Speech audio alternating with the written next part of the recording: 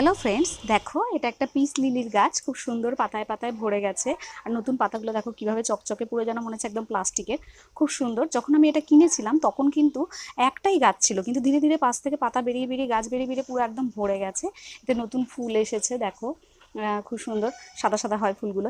এরা কিন্তু খুব বেশি রোদ পছন্দ করে না, বড় কোনো গাছের ছায়া রাখলে কিংবা দিনে 2-3 ঘন্টা রোদ পায় এমন কোনো জায়গায় রাখলে বেশি বেটার হয়। আর এই যে পুরোনো ফুলগুলো দেখছো কেমন শুকিয়ে গেছে, এতে প্রচুর ফুল এসেছিল আগে।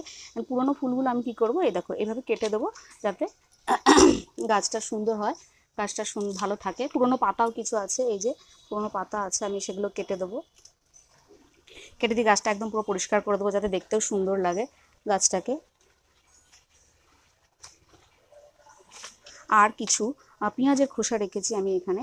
এই পেঁয়াজের খোসাগুলো, এর গোড়াটা খুঁচিয়ে আমি এর গোড়ায় দিয়ে দেবো, যাতে আরও বেশি বেশি করে ফুল আসে। তাহলে বেশ